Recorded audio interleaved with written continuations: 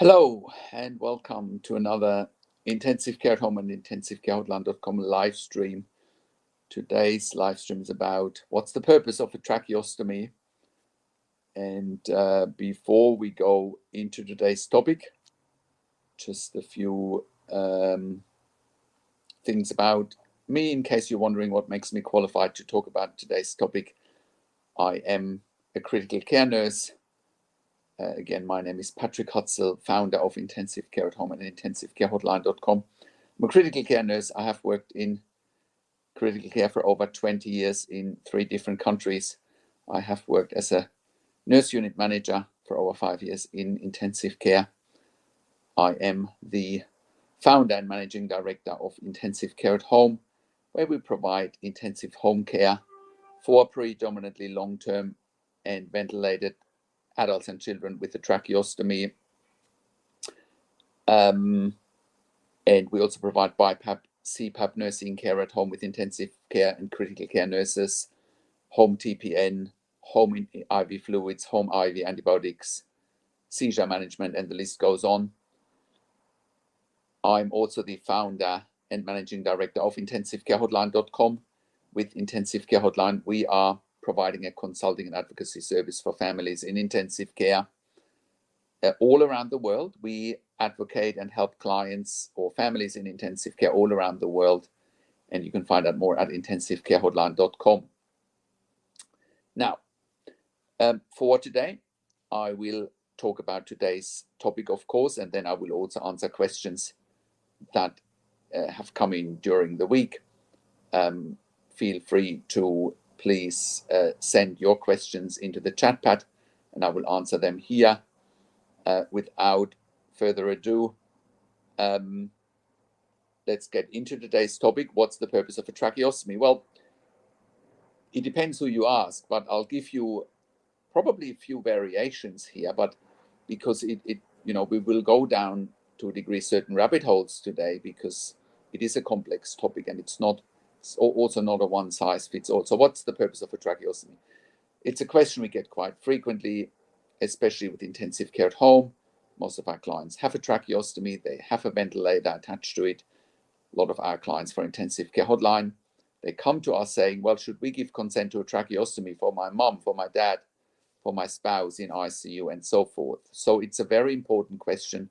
What is the purpose? So the purpose of a tracheostomy is to create an opening in the neck to access the trachea, also known as the windpipe, and establish an alternative airway.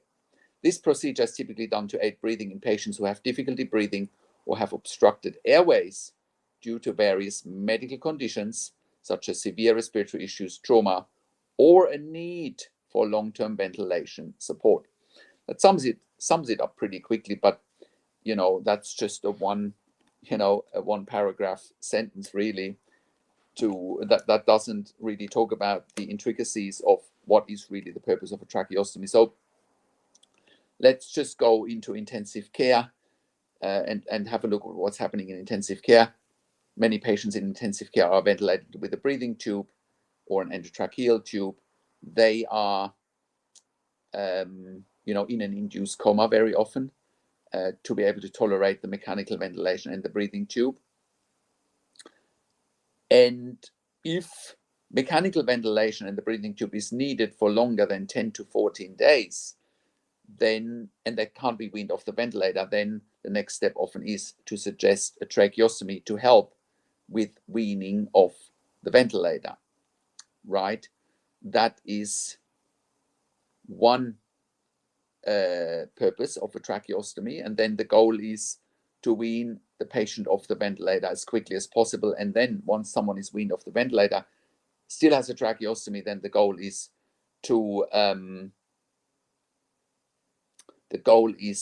wean the tracheostomy, and there's plenty of patients out there, adults and kids, that need the tracheostomy initially to wean off ventilation, to buy them time, so to speak, to give them time, right? And then the purpose is to wean off the tracheostomy or decannulate them. Now, also, I want to quickly show everyone what a tracheostomy looks like. That's what a tracheostomy looks like. It goes into the windpipe, and that block will be inflated. That balloon there will be inflated with some air to keep the tracheostomy in the right place so it doesn't fall out.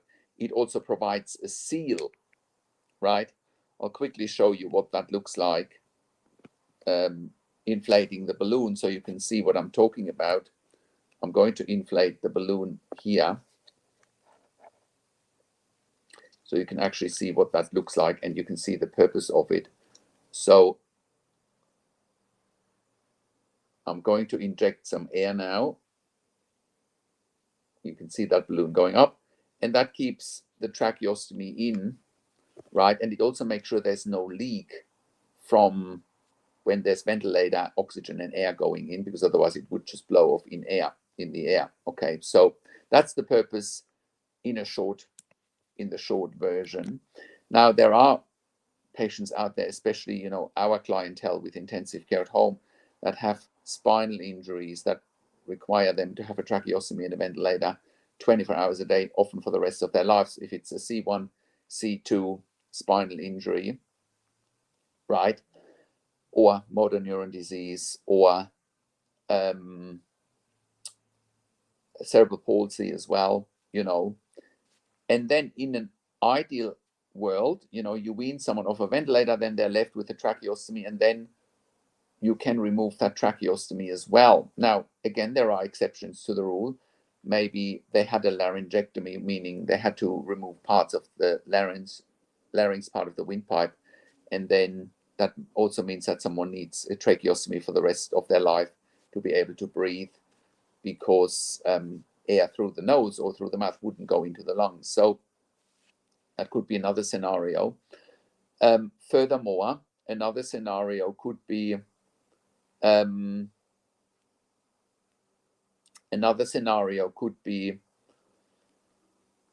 someone with a stroke, for example. They might be able to be weaned off the ventilator, and then they can't swallow.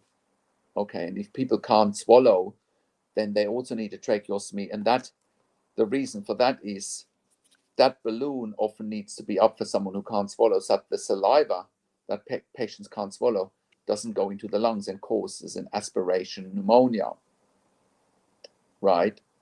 So that's another scenario for the purpose of a tracheostomy, right? So you can already see we could go down rabbit holes here in terms of, when a tracheostomy and a ventilator is needed.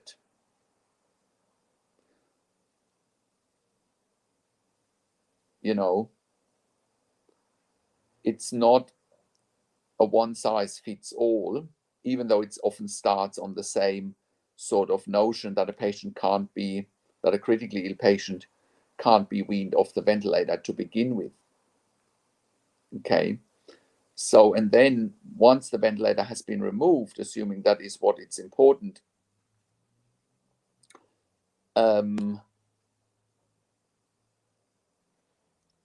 you know, that a tracheostomy can then be removed. If it can't be removed, okay, it's often, again, swallowing, also managing secretions. If someone can't manage their secretions and can't protect the airway, they need regular tracheostomy suctioning. That's another indication or another purpose of a tracheostomy, right? And that reduces the risk of complications. It reduces the risk for pneumonia, for respiratory events, you know, aspiration, tracheostomy blockage, right? If you're not suctioning frequently, that could cause tracheostomy blockage, right? Furthermore, what can happen with the tracheostomy once the ventilator is removed? You can actually use a speaking valve. That means the patient should be able to speak with training initially from a speech therapist. Okay, and that means once that's done, you know, once the speaking valve is on, then a speech therapist can help a patient to start learning to speak again. It's quite a process for some patients, right? Because basically once the tracheostomy is in, the vocal cords are usually paralyzed. And then you also got to remove the balloon. You got to take the block down, the balloon down, put the speaking valve on, and then, you know, hopefully a patient can start to talk again, you know. But that can be also very irritating to begin with. I've seen many patients in ICU or at home when you first want them to talk again and you put the balloon down, it can be very, very irritable for them. Okay, it could cause a lot of coughing and spluttering and lots of secretions and so forth. Okay, so that is in a nutshell the purpose of a tracheostomy, right? But what about long term? You know, if someone can't be weaned off the ventilator long term and has a tracheostomy, it also means that they most likely have or need the tracheostomy for the rest of their lives. It's a very unfortunate reality in currently. But then another question here is, can you have service like intensive care at home if that's what's needed? You know, many patients will stay in intensive care with a tracheostomy or a ventilator because there's no one for them to go to. And then, with our service intensive care at home, we can help you go home. If you're watching this and you might be a patient or might be a family member who has a loved one in ICU long term,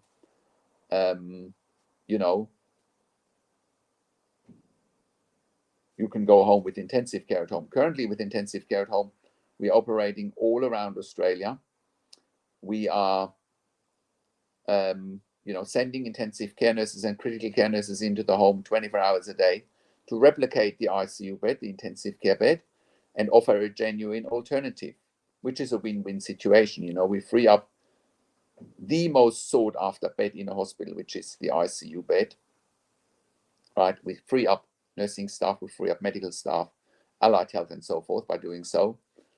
And more importantly, we cut the cost by around 50% of the intensive care bed. Intensive care bed costs around $5,000 to $6,000 per bed day, right? And if it's blocked, if the patient is in there long term and the bed can't be used for someone that, God forbid, had an accident or needs surgery, no one's winning. So by us taking those patients home, it's a win-win situation. Everyone is winning. So, and the challenge with the tracheostomy is, to look after tracheostomy, it's a highly specialized skill. It's only intensive care nurses that can look after tracheostomy, or anesthetic nurses or ED emergency nurses. Nobody else really has the skill. And if they say they do, they're just pretending, because you can't just learn the skill to manage a tracheostomy in a crash course or in an e-module online. You need to have hands-on experience for many years before you can confidently say you know how to manage a tracheostomy and a ventilator, right? So it's a really important skill to have. It's a very rare skill to have. Not many people, really know how to competently manage a tracheostomy, especially when it comes to medical emergencies as well. You need to know what to do when it comes to airway compromise with a tracheostomy. You need to know what to do when a tracheostomy, for example, is blocked. If you don't know what to do when a tracheostomy is blocked, for example, patients have died and continue to die if they're not looked after by intensive care nurses or critical care nurses. Case in point, we have looked after tracheostomy and ventilated clients at home with a tracheostomy, adults and children, that were funded for nursing care only overnight, where we had critical care nurses overnight for a night shift.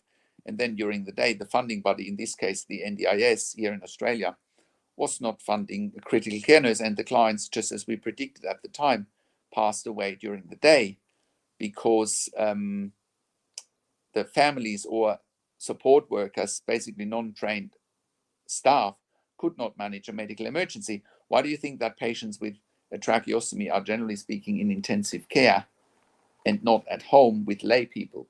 You know, that's why they are at home. With our service, intensive care at home, we are third party accredited to offer and provide intensive care at home. You know, we are government accredited to provide that sort of service. And we are the only service in Australia, as far as I'm aware, in 2023 that has achieved that level of accreditation.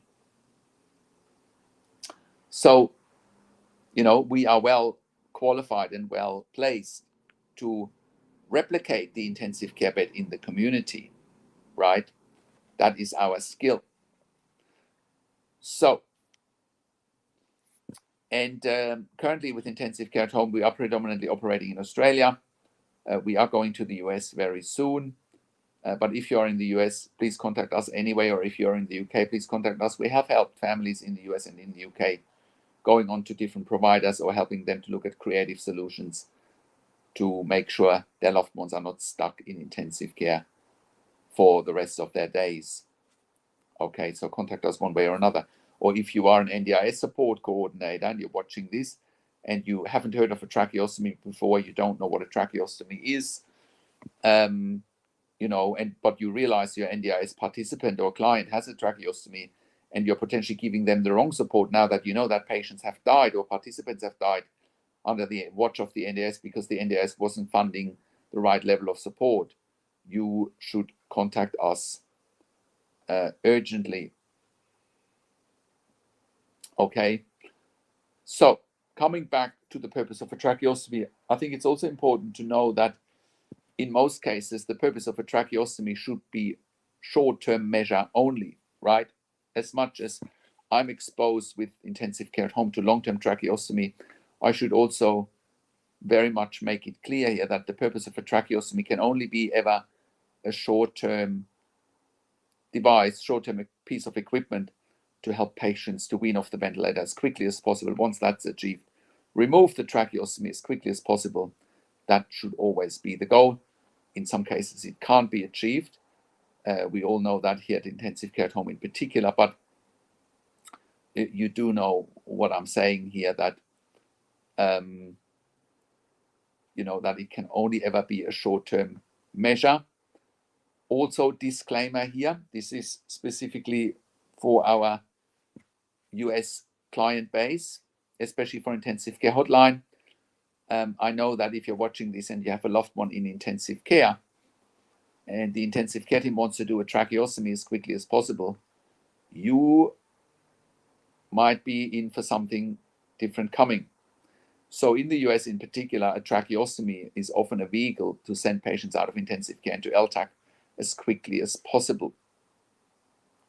Now, I don't know, you watching this video in the US, whether you know what an LTAC is. LTAC stands for long-term acute care facility or long-term acute care hospital. And it's not even the better version of a nursing home.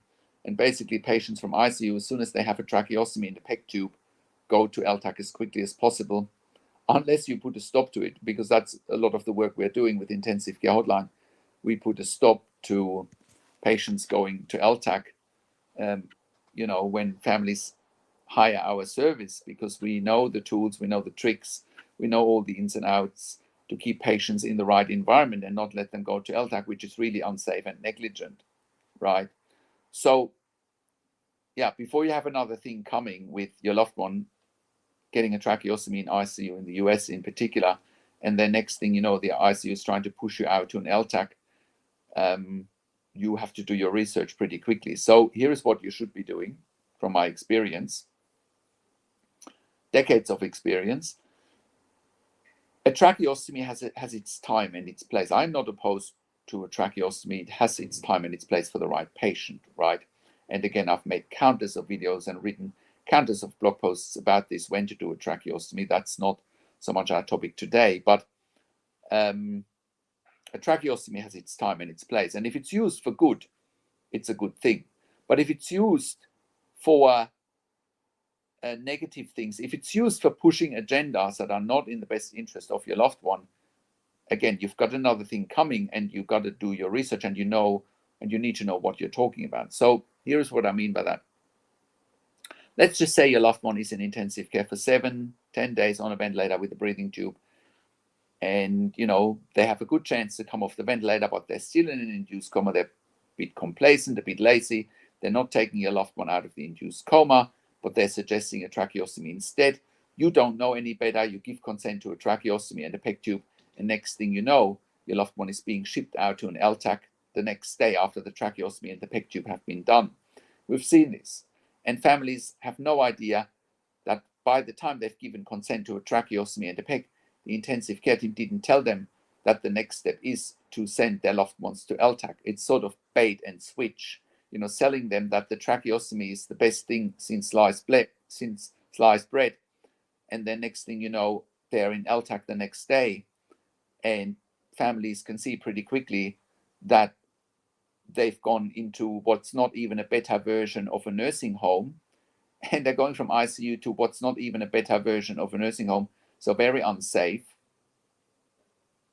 The alternative here in the example that I just gave is, always ask the intensive care team, what have they done beyond the shadow of a doubt to wean their loved one off the ventilator and the breathing tube and avoid the tracheostomy. If someone is in an induced coma or in a prolonged induced coma, I argue intensive care teams haven't done what they could do beyond the shadow of a doubt to wean your loved one off the ventilator. I've written an article about how to wean a critically ill patient off the ventilator and the breathing tube, and you should be checking out that article or watching the video for your own guidance to avoid a tracheostomy in many cases, right? So be on high alert, especially if you're watching this and you're in the US, when it comes to ICU and then going into LTAC. Do not give consent to a PEG tube either. Do not give consent to a PEG tube. No need for it. A nasogastric tube will do. Again, I've made videos about this before. And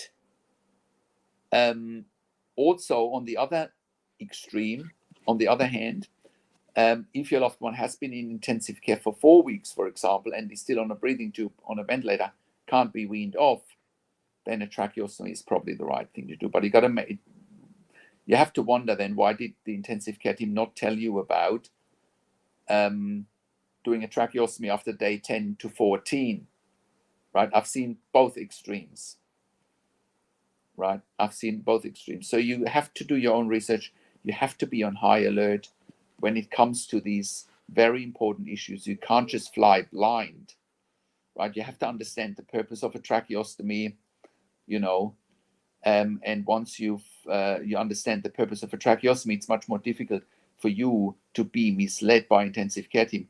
It's much more difficult, or it's much easier for you to then push towards the right decisions, okay? Push towards the right treatment options for your loved one in intensive care. Helen, nice to see you. You are saying this is what happened to your mom, right? What can you be more specific? What happened to your mom? Tracheostomy too early or tracheostomy too late? So this is, what I mean by the purpose of a tracheostomy. It's not a one size fits all. It all depends. And as much as you might think, a tracheostomy is the only way forward here, what you want to find out one way or another is, has the intensive care team potentially messed up while you were doing, before you did the tracheostomy? Have they potentially messed up? Could a tracheostomy have been avoided? Could it have been done much earlier, right? And the bottom line is one of the takeaway messages here today needs to be a tracheostomy cannot be safe outside of intensive care or on a respiratory ward or with intensive care at home. Everything else is futile and has cost people's lives, right? So very important that you understand the correct steps when it comes to a tracheostomy, when it should be done. Is it the right thing to do? Are there alternatives? Can it be avoided? Okay. Helene, I still don't know what you mean with this is what happened to your mom with the trachea. I don't know what you mean. Maybe if you can elaborate, that would be good. Now, let's also look at some questions that came in during the week. So let's look at some questions that came in during the week.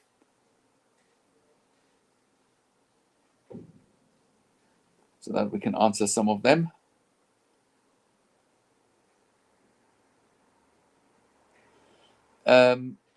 Just give me 1 second.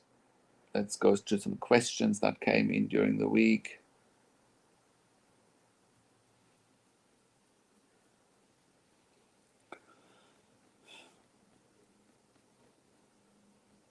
Just got to give me 1 second. I just got to get to my emails.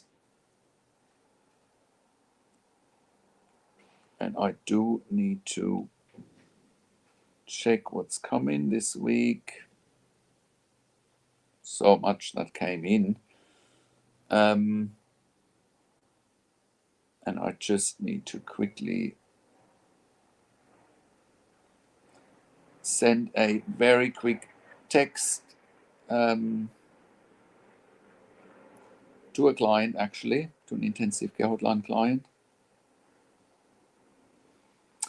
Okay, so let's look at questions from this week. Oh, Helene, you mentioning now, tracheostomy was forced and lied to cover up iatrogenic malfeasance, injuries, and drug-induced respiratory failure.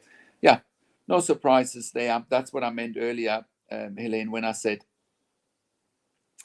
if you keep someone in an induced coma for too long, a tracheostomy is almost inevitable, right?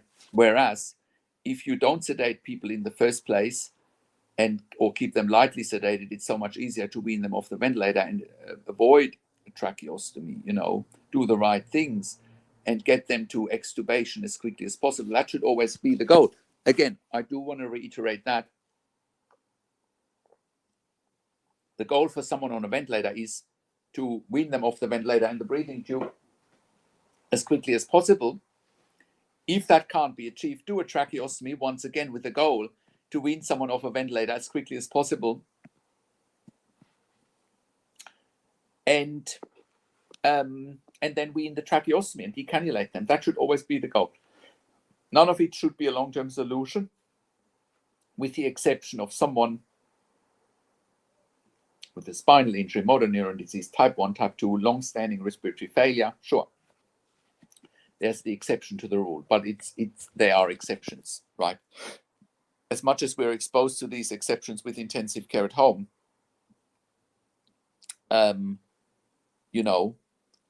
we are talking about a small number of people here, a large number of people in intensive care that might have tracheostomies, but, again, always try to wean, as quickly as possible one way or another. Okay, so now let's look at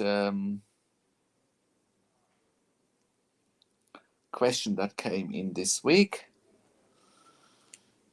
Charles says, my sister has been in ICU for 3 weeks, treated for almost every organ, dialysis, lungs, heart, etc. She suffered a stroke and massive cardiac arrest while in ICU, and after the induced coma was removed, she couldn't wake up. They performed a brain scan and found that her brain is swelling. Now they have informed the family that medically there's nothing they can do. They took her off everything except the ventilator. How long will she still be alive, and does the ventilator do any good? Right. Okay, great question, Charles. Let me read that out again. My sister has been in ICU for 3 weeks, treated for almost every organ, dialysis, lungs, heart, etc. She suffered a stroke and massive cardiac arrest while in ICU, and after the induced coma was removed, she couldn't wake up. They performed a brain scan and found that her brain is swelling. Now they have informed the family that medically there's nothing they can do. They took her off everything except the ventilator. How long will she still be alive? Does the ventilator do any good? Well, it really depends how severely damaged her heart, lungs, etc. are. You know, she sounds like she's medically stable now. The brain is swelling. The brain swelling will probably come down eventually. You know, it sounds to me like from the stroke she might have a hypoxic brain injury or an anoxic brain injury, or with a cardiac arrest as well. Now, so the question here is this, Charles. You're saying she's still on the ventilator. Is she on a ventilator with a breathing tube, or does she need a tracheostomy now? You know, if she's been in ICU for 3 weeks and she's still on the ventilator, she can't come off the ventilator, ties right in with our topic today, then the purpose should be to do a tracheostomy, assuming you want to prolong her life and you want to give her every chance that she may recover, even if she can't fully recover. You know, that is up to you and your family, what you would perceive as the best option here, you know. And let's just say she can't come off the ventilator and she can't come off the tracheostomy, or even if she can come off the ventilator and but she can't be off the tracheostomy, then definitely intensive care at home is an option for you, you know, for your family, to take your sister home, including end of life care, if that's what it might be, you know, if it's end of life care. How long can the ventilator keep her alive? Potentially for a long time, you know, especially if there's good care associated with it, like we do with intensive care at home. You know, she can be alive for a long time to come, you know, but you got to be clear about the goals of care for your sister. And if they're saying they have informed you that medically there's nothing they can do, well, question here, does she need to go to neurology rehab? You know, that's the question here. Is that possible? If she can't go to neurology rehab for whatever reason, can she go home once again with intensive care at home for either ongoing recovery, if that's possible, ongoing rehabilitation at home, or is it potentially end of life care / palliative care at home?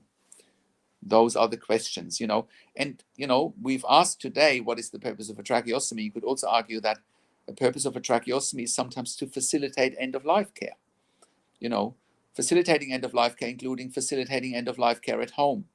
We've done that too with intensive care at home. If that's people's wishes to have end of life care at home, we can facilitate that with intensive care at home. So go to intensivecareathome.com and have a look there and contact us on one of the numbers on the top of our website, or send us an email to info@intensivecareathome.com. Okay, now Helen, you are saying here, iatrogenic induced hypoxic encephalopathy, permanent brain damages. Not sure whether you mean permanent. They refused to decannulate her and were discharged to LTAC. Yeah, sure. You know, typically for many clients in the US, this is unfortunately what's happening. Your late mother's iatrogenic malfeasance, torture, and injuries were due to exploiting her for false claims for fraud. Helen, I am just absolutely mortified by your and your mum's situation when, you know, she went into ICU and into LTAC. I know there have been some terrible things happening to your mum. Okay, let's look at another question that's coming this week. From Betty. Betty says, I just bet that the patient's insurance is at the root of the decision making in ICU. The patient needs to have continued ICU care as long as the patient wants it. The patient wants to live, plain and simple. My mother is still alive and in a sound mind, at least it sounds as if she is, and then is the end of it until she changes her mind. God bless and keep safe all the patients in ICU and those that are not, but need to be until they can arrive at a place of good health. Yes, absolutely. Thank you for that comment, Betty. I agree with you that many of the decisions based in ICU are based on insurance, you know, based on bed status, bed availability, staff availability, you know, how much control that intensive care teams want to give families, you know, and that's also something we've changed with intensive care at home. We are now giving patients, families, as well as ICUs options to get patients home, and we've also done things like we know of some patients that have been at home and had lots of hospital and ICU readmissions because they didn't have the ICU nurse at home, the critical care nurse at home, and therefore, they ended up going back to ICU, and we put a stop to that, right? Another thing we're doing at the moment with intensive care at home, we started basically being an ED emergency department or emergency room bypass service in Sydney for the Sydney Western Local Health District, where we help them keep their EDs empty, where we go to people's homes and basically provide an ED nursing service to avoid ED readmission. So that's another skill we are bringing to the table, critical care nurses in the home. Another comment from Carly this week that came in, what was happening during the COVID lockdowns inside the hospitals when politicians made a law stating no visitors unless end of life or immediate family. Well, that was a terrible time. I don't think that anyone would remember COVID and COVID lockdowns with much pleasure here, right? And whether you buy into the COVID narrative or not, I do believe that hospitals should not have locked out family members, especially for dying patients. I do believe that families are traumatized now if they had a loved one dying in intensive care that they couldn't visit in person, right? I do believe that many families are traumatized. We're hearing their stories from them now saying, my loved one was in ICU during COVID. I couldn't visit them and they were dying. It sounds absolutely horrific,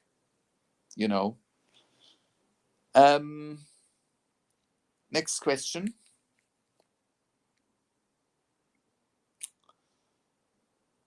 From Rebecca. Rebecca says, my father-in-law is in ICU right now.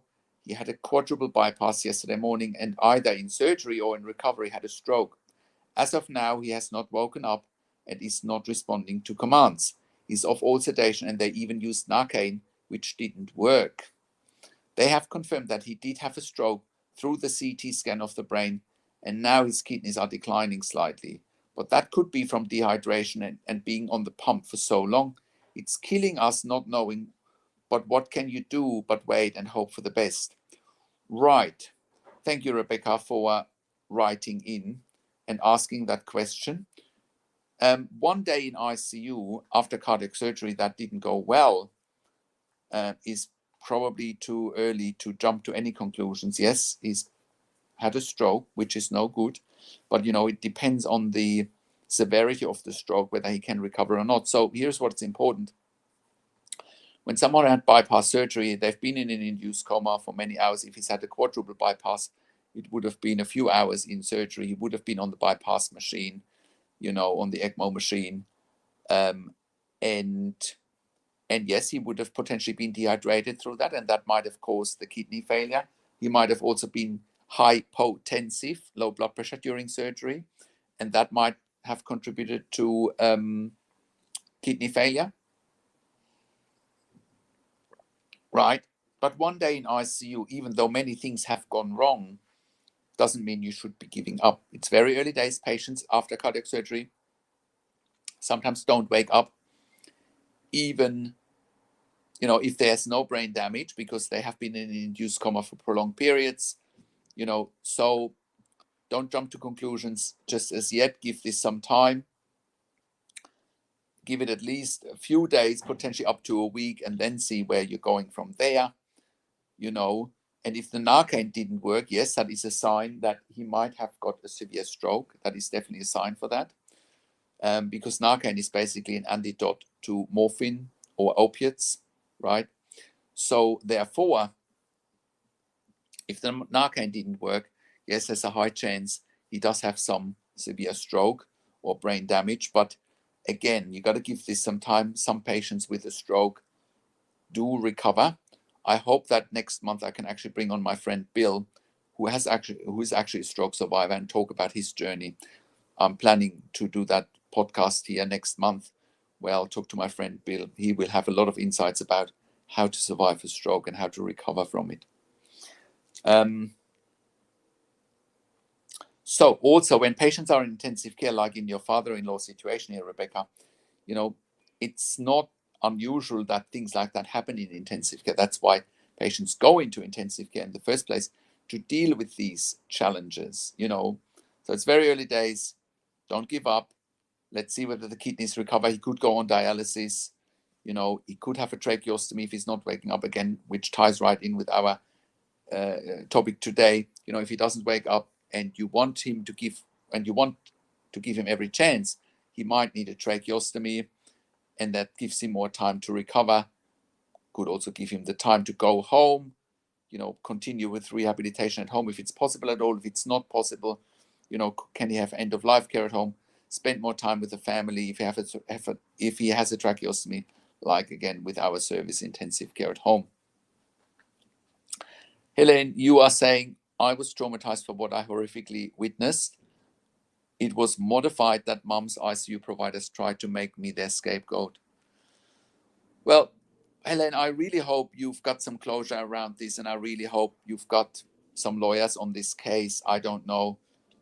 I don't want to be jumping to conclusions here, but I know you've talked about this to me before, either on this, you know, on the YouTube live or on a phone call. I really hope you can get some closure in regards to this issue, and I really hope you can, you know, take the people that are responsible for this and hold them accountable. I really hope you can do that. Right, let's go to another question quickly, and I can't read it now.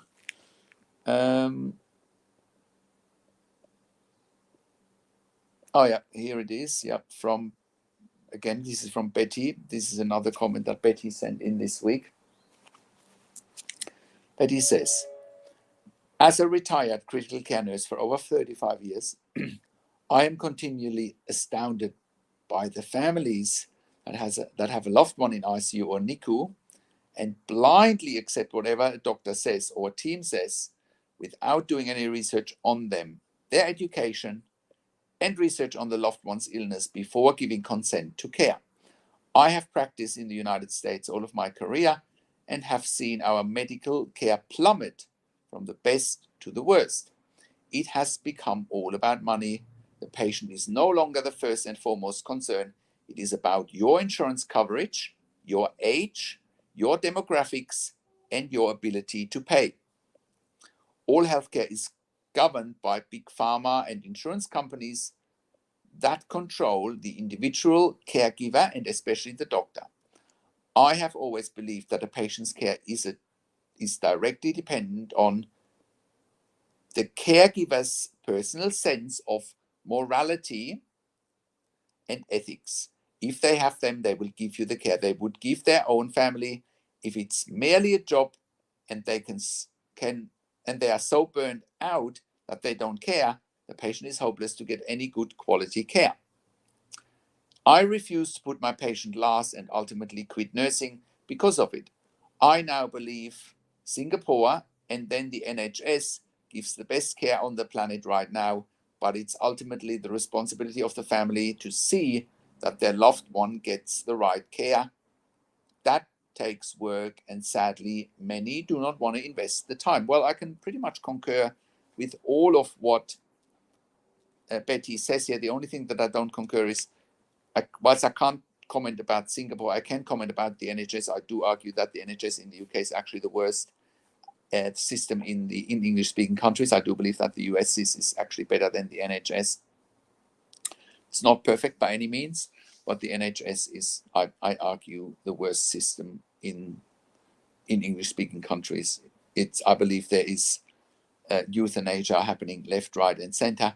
I believe that has been evidenced by some public cases lately or in the last few years. I only mentioned Charlie Gard,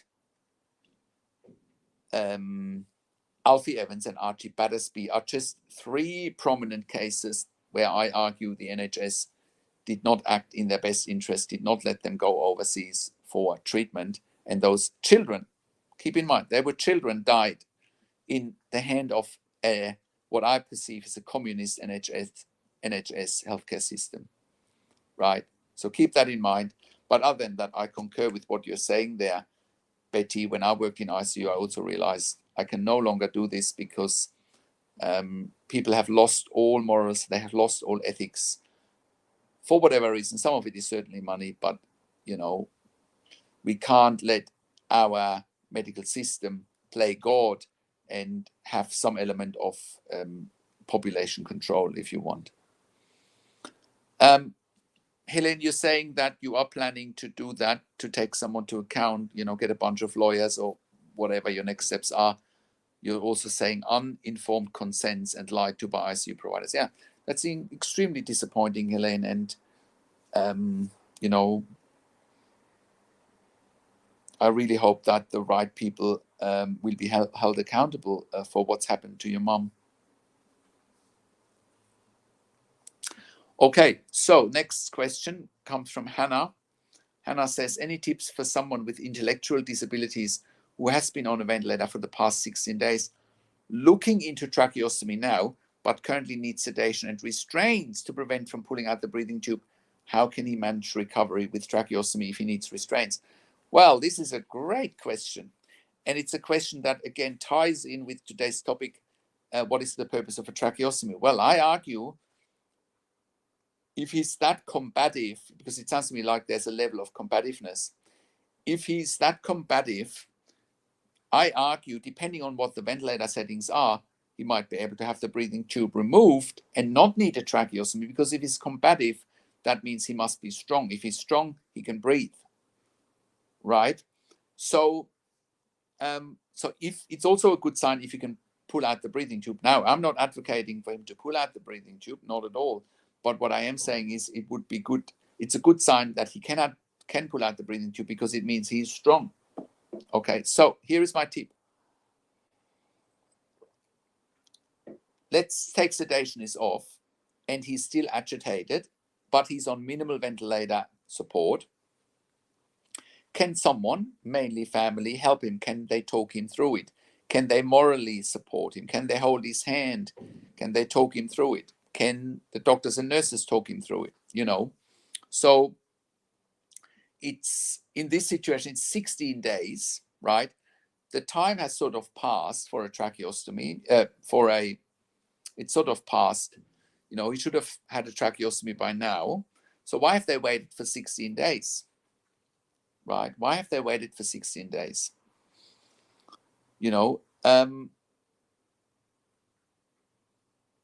And if they're preventing him from pulling out the breathing tube by using restraints, once again, I do believe that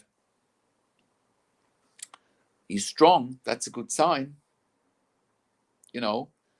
And also, once he has a tracheostomy, let's just say he does need a tracheostomy. Let's just take the worst case scenario. You should be able to take him off sedation, because a tracheostomy is much easier to tolerate compared to a breathing tube. So much easier to tolerate, much easier. So therefore, the need for sedation should be diminished, right? And therefore, he shouldn't need restraints. Most people try and pull out the breathing tube because it's extremely uncomfortable. Not many people try to pull out the tracheostomy because it's much more comfortable. Okay, so therefore, the need for sedation should be gone, right? And then again, his strength would improve by not using any sedation, and then hopefully he can just get the tracheostomy removed as well, assuming he's on minimal ventilator settings, right?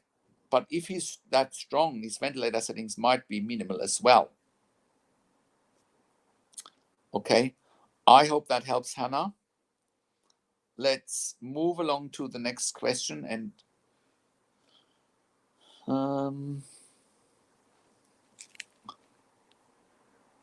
from Susan. Susan says, my father has been in ICU since January 22 with multiple factors weighing against him. He is the highest decorated firefighter in Dallas, Texas, and has been fighting for his life. This all started 20 months ago with an abscessed tooth that has now led to multiple problems. I would love to talk to you, Patrick, if possible. Here's my email and my cell phone. I'm helping my mother with her bills as she has been overdrawn all year, so I cannot afford the price on your side. I was wondering if Patrick could review my father's case as a charity situation. I'm having to try and pay their utility bills via GoFundMe. That is not gaining much traction. My father has a YouTube channel I made. I'm obviously keep names confidential here. Thank you if you read this reply for a reply from Susan. Susan, that's very sad to hear. Unfortunately, I do not do any charity work. I do have a team in the background working with me. They all need to be paid, so we do need to earn a living doing what we're doing here. But you know, I'm confidently charging what I'm charging because we're getting outcomes for families. We're getting real results for families. I'll give you, you know, on this point, you know, and on this notion. Last night, I had an inquiry, or yesterday afternoon, I had an inquiry basically telling me, hey, you know, we have a family member in intensive care. They're telling us she's brain dead, and tomorrow morning at 10 o'clock, they want to remove life support and let her die. I said, okay, tell me more. So the client booked a couple of hours with me yesterday, and within no time, really, we were able to turn this situation around. Now, if someone is declared brain dead, in most cases, whether it's in the United States, in Australia, in the UK, if someone has been declared brain dead, they are most of the time also legally dead. But I question that because I've seen so many times where intensive care teams say, oh, you know, your loved one is brain dead. They have not done the brain death testing, you know, and they often sometimes mislead families and say someone is brain dead when in reality they have brain damage. And there's a big difference there. Big difference between someone being brain dead and being brain damaged. So what we did then is I wrote a letter to the hospital CEO, and within a few hours, bear in mind, this was on a Saturday night, you know, within a few hours, the hospital CEO comes back and says, yep, we won't remove life support tomorrow morning, right? You know, I know the ins and outs of ICUs. I know the ins and outs of hospitals. I know, you know, about patient and family rights. Now, I didn't know whether the patient was legally dead or not. I didn't know that. But, you know, I assume the patient is not legally dead because otherwise they would be well within their rights to stop life support. But given that they didn't do that, well, she mustn't be legally dead and brain dead. So yeah, please keep in mind, you know, if you want free advice from me, I encourage you to watch my videos, come on the YouTube live shows. You know, if you wanted free advice, there's so many videos out there and blog posts that you can just watch and you will get all the advice you need. But if you want to get the shortcut and not watch all the videos, then I do charge a fee, and I do it with a very good conscience. Next, from Beth. Beth says, thank you so much for sharing all your videos and blog posts. My mother is in ICU too since the 5th of June to present. Her husband wanted to take her off this Tuesday. What do you think of that? Her brain was damaged due to sedative propofol being administered. Well, I'm not sure whether brain would be damaged just by some propofol. I'm not sure about that, but there might be the exception to the rule. You know, should you take your family member off life support? Well, it all comes down to whether it's a real or a perceived end-of-life situation. Well, if you need to take someone off life support, I argue it's a perceived end-of-life situation. So the difference between a real and a perceived end-of-life situation, quite frankly, is that a real end-of-life situation means that no amount of life support, no treatment, no surgery, no medication, no nothing will save your loved one's life. Full stop. A perceived end-of-life situation is, you know, can you keep someone alive? If you can, and you're actively withdrawing life support, that in my mind is a perceived end-of-life situation. That means you can keep someone alive. So it comes back to that. It also comes back to the goals of care. Maybe your mother has an advanced care directive saying, well, I don't want to live in ICU. I don't want all resources to be made available to me. I don't want all treatment options to be made available to me. Maybe that is what your mother said. And if that's what she said, then, you know, maybe that's where it needs to go to. But you need to find out what your mother would want if she could make her own decisions in a situation like that, and go from there. Remember this, there's no return from death as far as we know, meaning if your mom has passed away, you might have regrets. Another tip here is make decisions that you don't regret in 12 months' time. Make decisions today that you don't regret in 12 months' time. Now, if you pull the plug today, excuse my language here, you might have regrets. and you might not be able to sleep at night. Knowing that you haven't done everything could rob you of sleep, could rob you of peace of mind, could rob you of a lot of things. More importantly, it'll rob you of your mum by the sounds of things. So think that through very carefully. We can give you a second opinion. Reach out to us. Okay. That was Beth's question. And then we will go to that question next week. Right. Okay. So I hope that was a good session today. Any more questions around tracheostomy, just post it beyond this video. I want to thank you for coming on to the call or to the show in real time, live, and posting your questions here. But also welcome you to watch this afterwards. Of course, if you have any questions, type them into the chat pad, or contact us at intensivecarehome.com. Call us on one of the numbers on the top of the website, especially if you have a loved one in intensive care, or if you're a patient yourself and you want to go home. Then I'm assuming you're stuck in ICU long term, or you might be in a rehab facility with a ventilator and a tracheostomy. Anything related to ventilation, tracheostomy, BiPAP, CPAP ventilation, VPAP ventilation, home TPN, IV fluids, IV antibiotics, IV electrolytes, come to us at intensivecarehome.com. Currently, we are operating all around Australia. We employ critical care registered nurses to go into the home. We are NDIS, TIC, DVA, iCare, QIIS approved service provider. We are also currently working with the Western Sydney Health District, local health district, to prevent ED readmissions. Right. And if you're an NDIS support coordinator and you're looking for help with nursing care for your NDIS participant with tracheostomy, ventilation, everything that I mentioned just now, please contact us as well. Please don't be shy, because we are learning that a lot of NDIS support coordinators don't even know that nursing care through the NDIS is an option. We would really welcome to talk to you. We can show you the ins and outs, how to make that happen.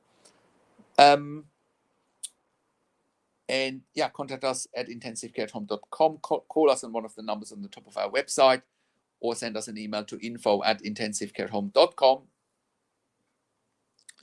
And if you have a loved one in intensive care and you need consulting and advocacy, go to intensivecarehotline.com.